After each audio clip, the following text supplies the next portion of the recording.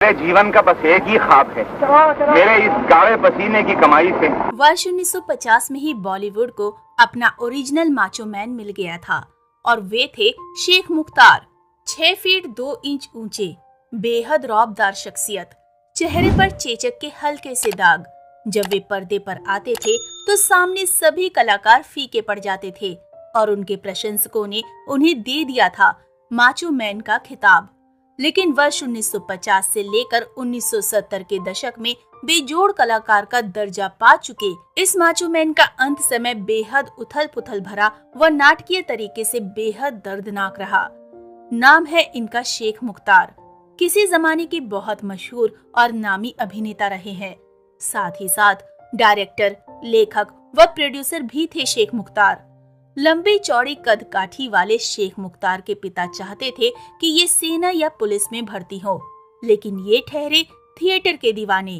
सो एक दिन एक दोस्त की मदद से निकल लिए दिल्ली से कलकत्ता, यानी आज का कोलकाता। वहाँ काफी वक्त तक शेख मुख्तार जी ने थिएटर किया। फिर ये आ गए मुंबई। फिल्मों में काम करने का इरादा लिए ये नामी डायरेक्टर महबूब खान से मिले। महबूब खान इनकी पर्सनैलिटी से बड़े मुतासिर हुए। महबूब खान ने शेख मुख्तार को अपनी फिल्म एक ही रास्ता के लिए साइन कर लिया एज अ हीरो। ये फिल्म साल 1939 में आई थी। उस फिल्म में एक हीरो थे और वो थे अरुण आहूजा। अरुण आहूजा जी के सुपुत्र गोविंदा एक वक्त के बहुत बड़े स्टार हुए हैं।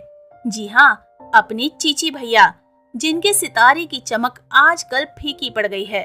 खैर, शेख मुख्तार साहब 24 दिसंबर 1914 को दिल्ली में इनका जन्म हुआ था। शेख मुख्तार चौधरी अशफाक अहमद के बेटे थे, जो रेलवे पुलिस इंस्पेक्टर थे, और उनका जन्म कराची, ब्रिटिश भारत में हुआ था, जो कि अब पाकिस्तान में है। चौधरी अशफाक अहमद ने जानबूझकर तबादला करवा लिया और दिल्ली चले गए। उन्होंने अपना बचपन चूड़ीवालान गली, जामा मस्जिद, दिल्ली के पास में बिताया था और दिल्ली के अजमेरी गेट स्थित एंग्लो अरबी स्कूल में शिक्षा प्राप्त की थी। उनके पिता चाहते थे कि उनका बेटा पुलिस या सेना में भर्ती हो, लेकिन शेख मुख्तार की थिएटर में गहरी दिलचस्पी थी। उनके इलाके की एक पड़ोसी ने एक थिएटर कंपनी में काम करना शुरू कर दिया, इसलिए शेख मुख्तार भी कोलकाता चले गए और कंपनी में शामिल हो गए। वो एक लंबे और मर्दाना व्यक्ति थे। उनकी लंबाई 6 फीट और 4 इंच थी।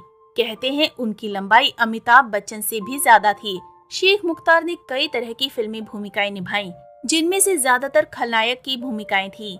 उन्होंने नूरजहां फिल्म का निर्माण किया, जिसमें उन्होंने रानी नूरजहां के पहले पति शेर अफगान कुली खान की भूमिका निभाई। अपनी पहली ही फिल्म एक ही रास्ता, जिसमें वे प्रसिद्ध अभिनेत्री नलिनी जयवंत के साथ थे, वे छा गए थे। और फिर तो उनकी फिल्मों की गाड़ी क्या चली, लोग अपने माचो मैन के मुरीद हो गए। अभिनेता के रूप में शेख मुख्तार की बेहद पुख्ता पहचान थी। प्रशंसकों में कद्दावर, रौबदार शख्सियत वाले अपने माचो मैन को लेकर दीवानगी थी। उन्होंने 40 फिल्मों में अभिनय किया और 8 फिल्मों का निर्माण किया।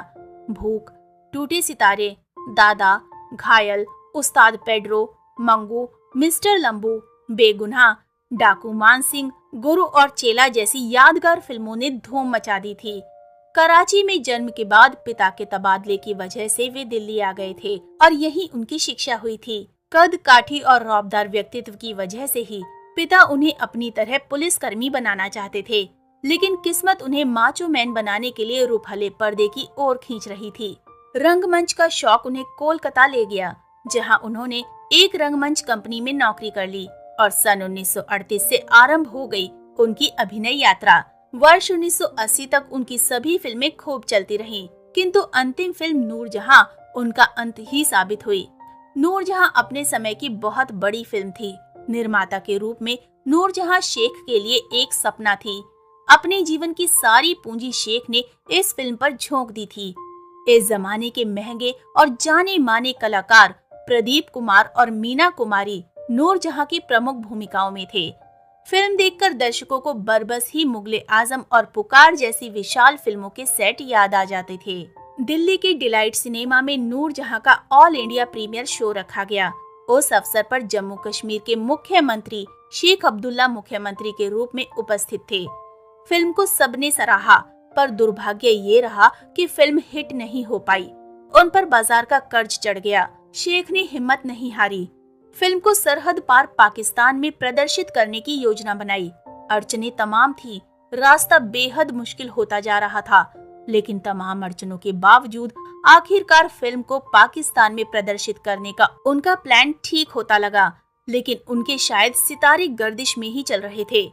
फिल्म का पाकिस्तान में विरोध शुरू हो गया। बमुश्किल पाकिस्तान ने फिल्म प्रदर्शन की हरी झंडी दी। शेख मुख्तार अपनी सफलता से प्रसन्न होकर वापस लौट रहे थे। वे हवाई जहाज में ही थे, तभी उन्हें दिल का दौरा पड़ा और माचो मैन दुनिया को अलविदा कह गया। लेकिन फिल्म की सफलता को लेकर इस माचो मैन ने तमाम दर्द झेले, अपनी सारी जमा पूंजी दांव पर लगा दी। वो फिल्म पाकिस्तान में बड़ी हिट साबित हुई। पाकिस्तान के लाहौर, कराची, क्वेटा और हैदराबाद में फिल्म देखने के लिए लोगों का हुजूम उमड़ पड़ा था। फिल्म को नियंत्रित कराने के लिए सुरक्षा बलों का सहारा लेना पड़ता था। शेख मुख्तार ने अपने जिस सपने को साकार देखने के लिए तमाम दर्द तकलीफें झेली, वो सपना पूरा तो हुआ, लेकिन माचो मैन के दुनिया से जाने के बाद उनकी अभिनीत फिल्में पुणे की एक लाइब्रेरी में सुरक्षित रखी हैं। 1960 के दशक के अंत में भारत से पाकिस्तान चले जाने के बाद वे कराची पाकिस्तान में बस गए। वहां कुछ साल रहने के बाद लाहौर से कराची जाते समय उन्हें दिल का दौरा पड़ा और 12 मई 1980 को कराची में उनकी मृत्यु हो गई। हमारा चैनल दशक बॉलीवुड का एक वक्त के इस नामी कलाकार को सम्मान पूर्वक याद करता है और इन्हें सैल्यूट करता है। तो दोस्तों, अभी के लिए बस इतना ही। अगर आप भी अपनी पसंदीदा कलाकार के बारे में जानना चाहते हैं तो उनका नाम कमेंट में जरूर बताएं। हम आपकी फरमाइश पर उनके बारे में जानकारी अवश्य लाएंगे। तो मिलते हैं अगले वीडियो में। तब तक आप सब अपना ध्यान रखिए। Bye bye.